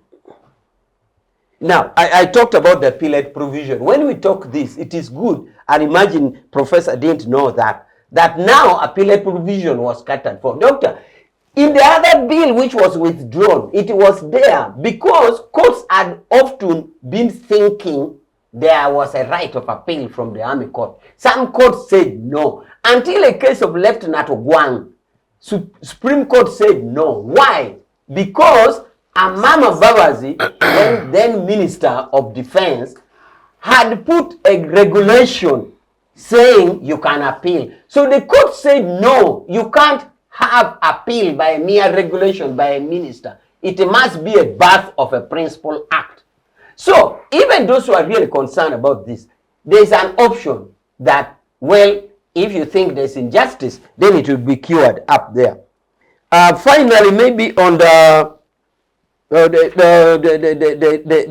cartoon joke of the issue of Lango and Kabaka, and whether the Baganda were wondering whether there was Kabaka in the... You see, the thing is, Lango played a very big role in Buganda politics. When the Kabaka and Kabalega were being chased, the Langese welcomed them in a place called Dokolo. They even dug a big hole, which is a tourist attraction, kept there in concealment until fellow Bagandans are the one who led Bazungu to capture them. They were kept, they were given food. That is why you keep hearing the word Badokolo. The Badokolo are used in a derogative sense, and yet it was used because it was the place of protecting two kings. That is actually just boasting. You don't know. Hear even the usage Badokolo. It should be used in a positive sense. Dokolo is a place of Okotogong, of Cecilia Wall. There's a big place dug, and it is not a tourist attraction. The Kabalega and Kabaka were concealed there until their people betrayed them, the Langis. So let the cartoon say, hey, the Langi have a Kabaka. Kumbe, it is them who protected our Kabaka. That is when they would understand. But I think they have a king and they use another name. Yes. They don't use Kabaka. Yes, so they don't have a Kabaka. Yeah. So Joseph, if you could just wind up so that we give the microphone to Joseph. So, my summary is that on the political parties amendment, if there is a disconnect between the words and the spirit, that can be cured. But really beneficiaries from that basket deserve to have an organization. Two, on the UPDF amendment, since the gist of the matter is saying, as long as you get that and committed, the chain of activities like illustrated in the attempted murder, I feel there's nothing wrong.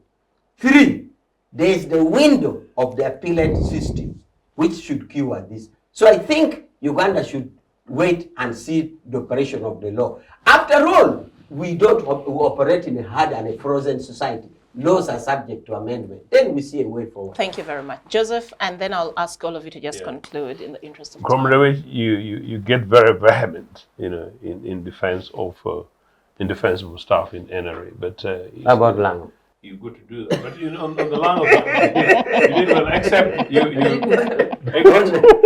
except you had to refer to CC, my fantastic elder auntie. That is our village.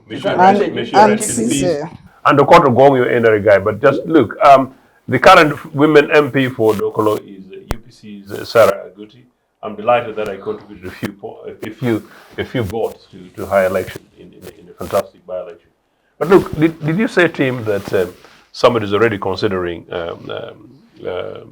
challenging this soon-to-be NRA legislation obnoxious with the provisions of Article 92 of the Constitution? Yeah. I strongly believe that is right. That's something that needs to be done to challenge this provision, because quite clearly it was whatever happens, Dr. Ojambo.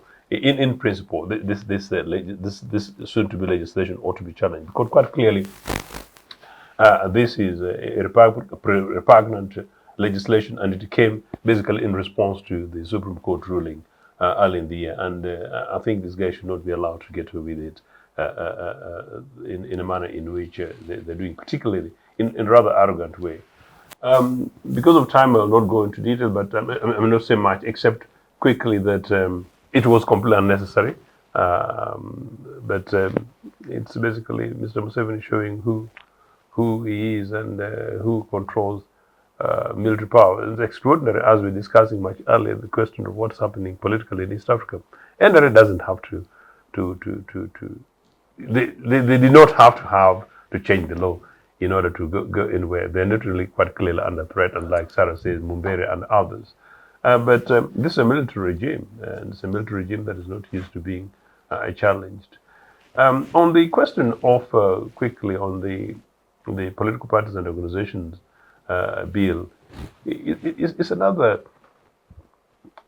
sad reality that you could go on to legislate the rights of political parties and organizations or individuals indeed to clearly associate.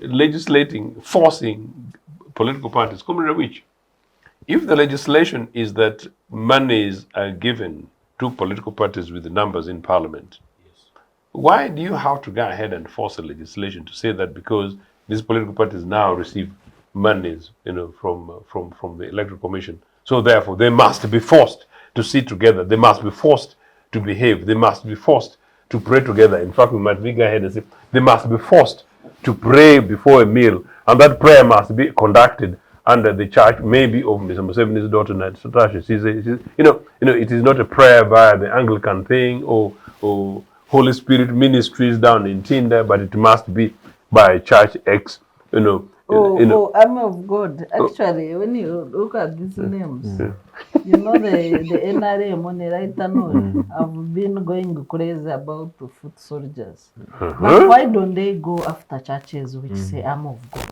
Because there is an... We went under Lord's Register. Did we go after Lord's Register? What Joseph is saying. Yes. The law is very clear, as Sarah said. Yeah. The one who monitors that money and how it is dispatched is supposed to be the Electoral Commission. And the only condition is to get another batch of money is that you must give accountability of how you use they are audited. Now this is that would be a very sensible thing to do. Toduomu and what you was mentioned. What is Toduomu's issue in this matter?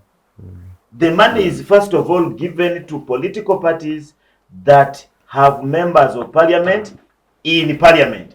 My only thing which I was saying, if there was a good amendment, instead of just giving this money to the political party, the member of parliament who won this money to the political party, maybe if they were giving some money to him or to the constituency, that would be a sensible amendment. Okay. But saying they should sit in the evening and discuss with Museveni, nonsense. Anyway, a future UPC government would repeal this legislation and ensure that these monies that come from the taxpayer that funds political parties, members in parliament, would stop. Because it's a public waste. We know one of the reasons why it happened like that. I know that right now Mr. Museveni and this party are enjoying this huge amount of money, and for a particular reason. Political parties are organizations that should be able to find ways and means of mobilizing resources through their membership and through innovation, and not really being funded through public resources. So I am fundamentally opposed to that. And finally, Faith in Loru of the Member of Parliament for Napa. Nakut, sorry. Nakut. It's very unfortunate that she got herself entangled in this. She may have been pushed in for populist purposes. She's a very articulate, young, decent Member of Parliament. For her to do this, forgetting that actually Karamoja was one of those sub-regions that was used as a whip to justify this legislation, simply because Karamojong youth were being beaten by NRA, and simply because NRA managed to beat them and subject them to military tribunals. I would expect a legislator from Karamoja to have taken exception on the manner in which young Karamojong people were used. In this case, perhaps even how Karamoja is used as a justification to this, instead of actually going ahead to justify the process.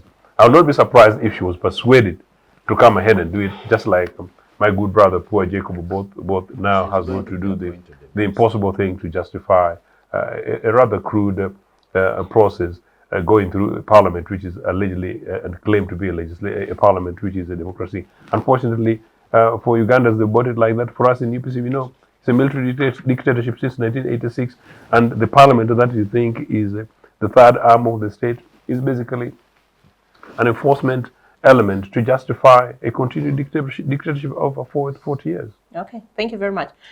So in the interest of time, I think I'll just ask you all to just wind up, just give us your final thoughts on today's topic. Can I start with you, Major, or? Okay. Always wants to be the last. Yeah, thank you so much, Judith. I think today we have discussed mainly three things. We have discussed the international East African community and our neighborhood here.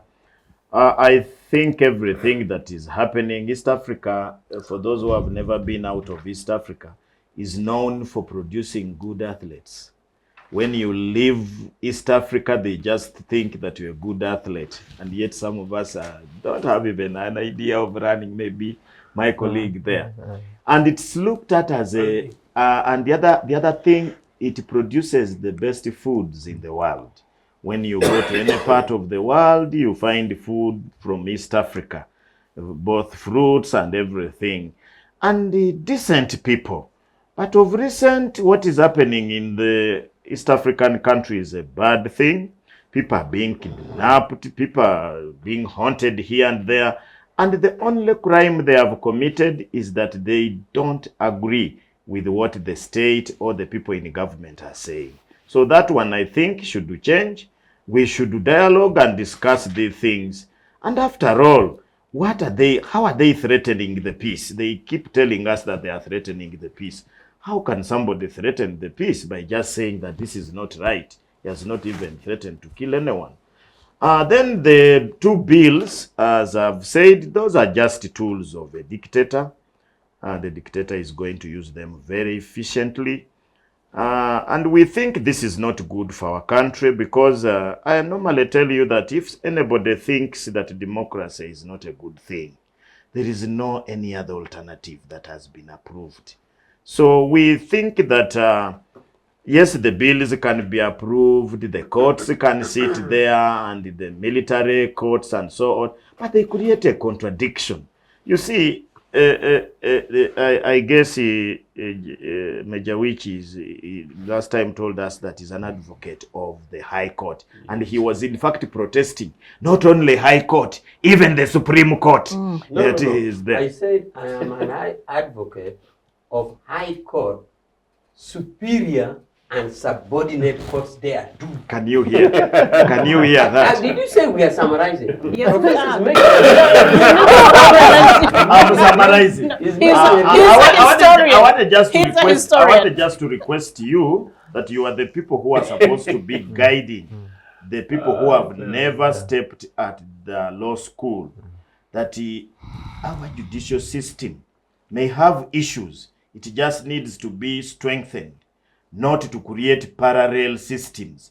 Because very soon, we may also come up with an idea that our matters are not being resolved in court. We want to solve them by cutting people. Thank you. With the pangas. Thank you, Dr. Ojambo. Dr. Bireete. For me, it's sad to see that the NRM regime, not that I would have expected them really to promote constitutionalism, but to have an element of shame and leave things that have been decided by courts. So to see that they have even lost that shame of respecting judgments from superior courts of law is really not healthy, because previously they had a bit of cover. They could vulgarize the constitution, but they had a bit of shame to say court have decided, let's leave that matter. Now that shame has gone. So to my fellow citizens, we are on our own, because there is no more shame left. For the East African community, Mama Samia, I've seen testimonies of Boniface Mwangi saying when he was being tortured, he was told to say Asante Mama Samia. These are similar really to Uganda and things of teaching Rinyankore in the basement. It's really very unfortunate that in this day and time, we have rising brutal dictators in the East African community. It is really very sad for the East African citizens. Thank you, Dr. So thank you. I think where I come from, we say that if you've not met the devil, most likely you're moving in the same direction. For Uganda, you are working together. You're moving in the same direction. So it only means if you have not collided, maybe you are headed in the same direction. And I think for Uganda, but Ugandans have met the devil. We've met the devil. We've met the devil in the names of the abuse of human rights, the abuse of the constitution, the abuse of the many things that we've highlighted here, but also the deliberate way of frustrating the country in the names of serving the needs of specific individuals. So I think that there is definitely need to push for the citizen agency, the agency to go back to the people, which seems to be the only sustainable a way for us to go. Otherwise, I think that the little hope that we would actually have put on the leadership, including Parliament, which, despite their fundamental role to protect this constitution that we have, despite the fact it has been adulterated for the better part of it, there is very little understanding on their part that our fundamental role, beyond just making laws and doing the other roles that they have been charged with, is to protect this constitution by all means and purposes. But even the bare minimum seems not to pass their mind. So I think that there is need for the agency to be taken back to the people, for the people to take action, for the people to demand for better, and even to call the shots, really. So I think that that's where we are at, and we hope we can get there. Thank you. Joseph. That is physics from Tegeresi. Actions and reactions are equal and opposite. Fantastic. We just hope that these matters are resolved in Tanzania, and that our young colleagues return, and particularly for Agatha, a female colleague, some of the things that I'm just hearing from some of my other colleagues, completely unacceptable, and I think it requires a bigger protest. And if Comrade Awich so wishes, we hope Uganda Airlines can actually give us a flight to Dar es Salaam, so that all of us go and protest. I would actually be amongst the first people to go. It was completely unacceptable in 2025 that East Africans should be subject to this mess. By the way, in 1989, I protested at a border in Namanga, a closing, when I was treated in a manner which was unfair relative to many other passengers who were there, including one Muzungu and two Asians in a taxi in Namanga. It was actually the border, the Kenyan border side. So it's unacceptable, but I hope it's resolved in a manner in which our colleagues are returned safely and actually in good health. And I emphasize in good health. As far as the rest of the others are concerned, unfortunately, as I say, the political parties' legislation as proposed is one which recalls something for which you shouldn't even spend time on it here, is something which is a sign of nothing else but impunity.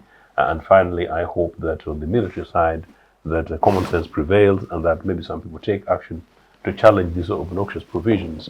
Instead of civility prevailing and a sense of restraint by the authorities following the massively impressive Supreme Court ruling that here we are where we are. But this is Uganda anyway. But Ugandans, wake up, let's keep going. Thank you very much. And lastly, Major.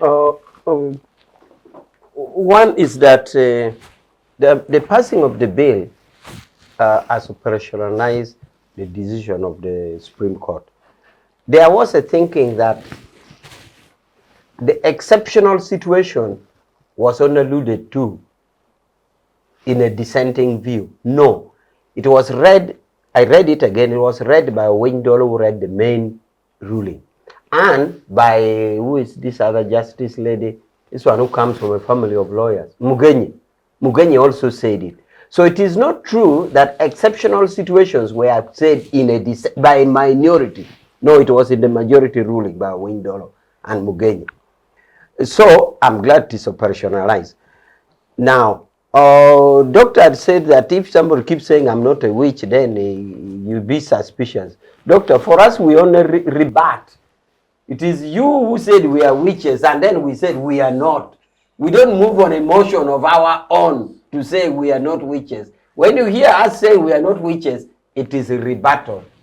So therefore, the bill was passed, court ruled, parliament amended. This is a process of developing jurisprudence. Something happens, then another. So we hope that we're moving in a better direction. Let's watch and see. For East Africans matters, please, you have watched in wrestling, where you watch wrestling and they say, don't try it at home. The Uganda democracy and freedom is there. Agatha has been doing her things in parliament and everywhere, including rubbing her friends the wrong way, I know. But I'm saying good in the sake of, for the sake of humanity, the friends he rubbed her, even wishing her well anyway. But please don't try it outside. The freedom you have in Uganda, here, don't export it. When you're watching wrestling, they said, don't try it at home. Here we are free, we do what we are, leave those in their jurisdiction alone. Otherwise, okay, you'll get in problem. Point made. Well, thank you very much. And that brings us to the end of our show today. Of course, thank you very much, Dr. Robert Ojambo, Dr. Sarah Bireete, Mr. Timothy Chemonges, Mr. Joseph Ochieno, and you, retired Major Awich, Pollar, for comprehensively sharing your insights on this topic about the UPDF and political parties, bills, and where do we go from here as a country. I'm your host, Judith Atim, and we're glad that you've been with us up to this time. This is the Citizens Chat Show. The show returns next week, same time. Until then, it is bye-bye from all of us.